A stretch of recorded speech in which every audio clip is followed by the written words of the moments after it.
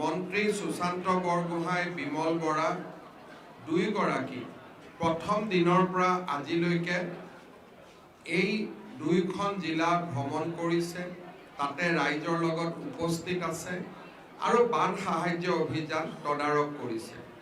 সমান্তৰালভাৱে মন্ত্ৰী অজন্তা নেওগে যোৰহাট আৰু গোলাঘাট জিলাত বান সাহায্য অভিযানৰ তদাৰকী কৰিছে। আমাৰ দলৰ ৰাজ্যিক সভাপতিৰ পৰামৰ্শক্ৰমে আমাৰ মণ্ডল সভাপতি, জিলা সভাপতি, বুথ সভাপতি, শক্তি কেন্দ্ৰ প্ৰমুখ সকলোৱে এই অভিযানত জঁপিয়াই পৰিছে আৰু নীৰৱে আমি ৰাইজৰ লগত থিয় হৈ ৰাইজৰ হৈ কাম কৰাৰ বাবে প্ৰয়াস আৰু প্ৰচেষ্টা কৰিছোঁ। ভাৰতীয় জনতা পাৰ্টিৰ কেইবাগৰাকীও বিধায়কে ইতিমধ্যে নিজ নিজ সমষ্টিৰ পৰা বান সাহায্য দুইখন জিলালৈকে পঠিয়াইছে আৰু আন জিলাসমূহৰ কাৰ্যকৰ্তা পৰ্যন্ত নীৰৱে গৈ এই দুইখন জিলাতে বান সাহায্য প্ৰদান কৰিছে। আজি আমি সেই প্ৰচেষ্টাকে আৰু অলপ আগুৱাই লৈ গৈ ভাৰতীয় জনতা পাৰ্টিৰ পৰিয়ালৰ পৰা কেইটামান বিশেষ সাহায্য শিৱসাগৰ আৰু চৰাইদেউ জিলালৈ আমি প্ৰেৰণ কৰিছোঁ। আমি 1,80,000 মেখেলা চাদৰ আমি আমাৰ আই মাতৃসকলৰ বাবে প্ৰেৰণ কৰিছোঁ। চৰাইদেউ আৰু শিৱসাগৰ জিলাৰ উপৰিও যোৰহাট আৰু গোলাঘাট জিলাৰ আই মাতৃসকলক এই সাহায্য বা মেখেলা চাদৰ আমি প্ৰদান কৰাৰ বাবে চেষ্টা কৰিম। ঠিক তেনেকৈ আমাৰ শিশুসকলৰ বাবে আমি একোটাকৈ টি-চাৰ্ট আমি প্ৰেৰণ কৰিছোঁ আৰু ইয়াৰ লগত প্ৰায় 1.5 লাখ আমি আঁঠুৱা আমি আজি এই 4খন জিলালৈ প্ৰেৰণ কৰিছোঁ। অৰ্থাৎ 1,75,000, 1,80,000 মেখেলা চাদৰ, 1,80,000 নতুন টি-চাৰ্ট আৰু 1,50,000 আঁঠুৱা। আজিৰ দিনত আমি সকলোৱে বাচন বৰ্তন, বস্ত্ৰ এইবিলাকৰ বাবে বহু পৰিয়াল ঘৰলৈ উভতি যাব পৰা নাই। আমাৰ আশা কৰোঁ দুৰ্দশাগ্ৰস্ত ৰাইজক কিছু সকাহ দিব। চৰকাৰৰ প্ৰচেষ্টাসমূহৰ বিষয়ে যোৱাকালি আমি ফেচবুকত কৈছোঁ। অহাকালি আমাৰ আৰু এটা প্ৰচেষ্টা আছে। মই শিৱসাগৰ আৰু চৰাইদেউ জিলাত যোৱাৰ আগতে গোটেইকেইটা প্ৰচেষ্টা শেষ কৰিব খুজিছোঁ, যিখিনি আমি কৰাৰ প্ৰয়োজন। অহাকালি আমি অসমৰ গোটেই বেংকসমূহৰ লগত আমি এখন সভা আহ্বান কৰিছোঁ, কেনেকৈ বেংকৰ ইনষ্টলমেণ্ট আদি দিয়াৰ পৰা আমাৰ ৰাইজক আমি সকাহ দিব পাৰোঁ। ইতিমধ্যে প্ৰধানমন্ত্ৰী ডাঙৰীয়া আৰু কেন্দ্ৰীয় বিত্তমন্ত্ৰী ডাঙৰীয়ানীয়ে বেংকসমূহক পৰামৰ্শ দিছে, মোৰ লগত বহিবৰ কাৰণে তেওঁলোকক নিৰ্দেশ দিছে। বেংকসমূহৰ লগত গুৰুত্বপূৰ্ণ বৈঠক অনুষ্ঠিত কৰিব। অৰ্থাৎ চৰকাৰ আৰু দল এই দুয়োটাই আমি আমাৰ দুৰ্দশাগ্ৰস্ত ৰাইজৰ হৈ আমি সেৱাত আমি নিজকে সমৰ্পণ কৰিম আৰু আমি ৰাইজৰ লগত থাকি কাম কৰিম। ৰাজ্যিক সভাপতি মহোদয়ৰ নিৰ্দেশক্ৰমে আমি আন বিভিন্ন ধৰণৰ সহায়, এই সময়ত মেডিকেল কেম্পৰ প্ৰয়োজন হ'ব, এই সময়ত জীৱ জন্তুক ক্ৰিমেশ্যন কৰাৰ প্ৰয়োজন হ'ব, ৰাইজক ঘৰ আদি বনোৱাত সহায় কৰাৰ প্ৰয়োজন হ'ব। আমাৰ ভাৰতীয় ৰাইজৰ লগত থিয় হৈ ৰাইজক সকাহ দিবৰ বাবে এই পৰিৱেশত আমি আৰু এটা কথা উল্লেখ কৰিম যে আমাৰ দলৰ বহু কাৰ্যকৰ্তাৰ ঘৰ সম্পত্তি তাৰ পিছতো তেওঁলোক ৰাইজৰ হৈ কাম কৰি আছে। নিশ্চিতভাৱে সেই দলৰ কাৰ্যকৰ্তাসকলকো আজি আমি অভিনন্দন জনাইছোঁ। এই কিঞ্চিত সাহায্য অভিযান ভাৰতীয় জনতা পাৰ্টিৰ প্ৰতিগৰাকী কাৰ্যকৰ্তাৰ ইয়াত অৰিহণা লুকাই আছে।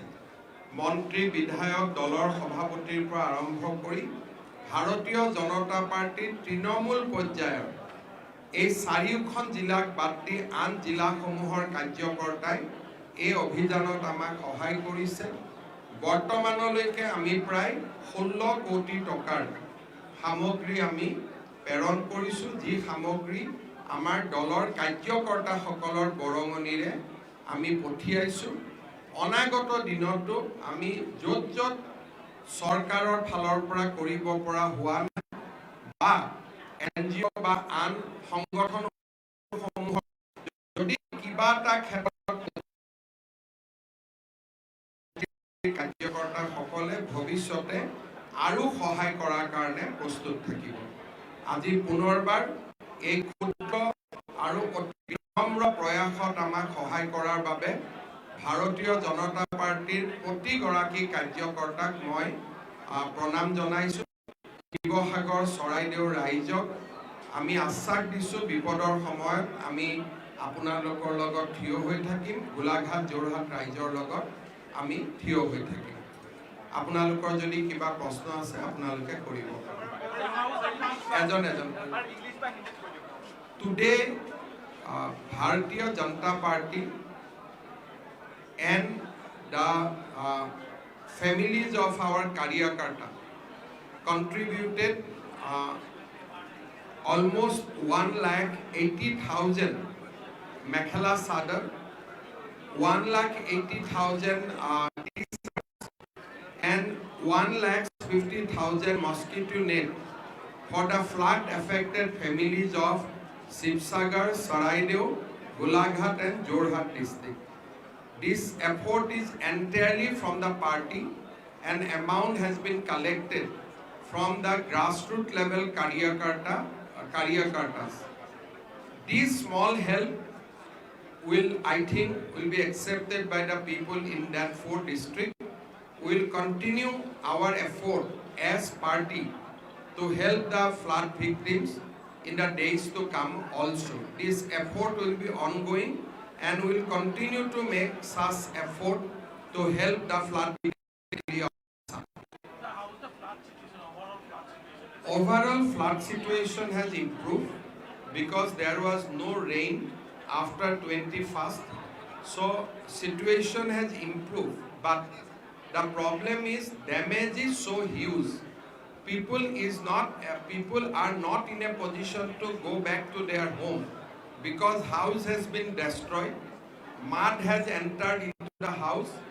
Even it is difficult to reach certain area because roads are completely blocked by the mud which the rain carried from the hills of Nagaland.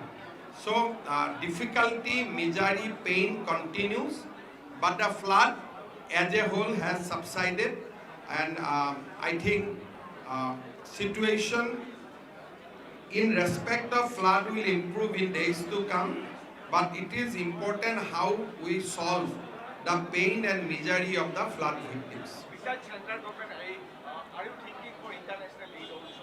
No. Need international aid. Government of India and Government of Assam is competent. Somebody, if you want to donate, they have to go by the FCRA route.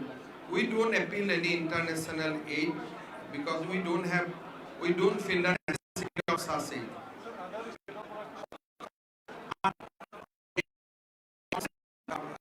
Donations which are coming from the various parts of India.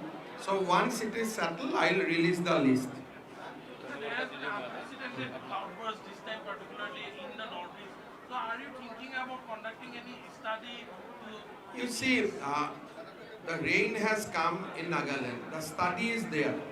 How much rain has come together in the Saraideo district. So, how to prevent water from hills to the plain? I don't know that type of study somebody is doing. But anyway, IIT Guwahati is just next door to us. Once these issues are subsided, flood positions are subsided, definitely we can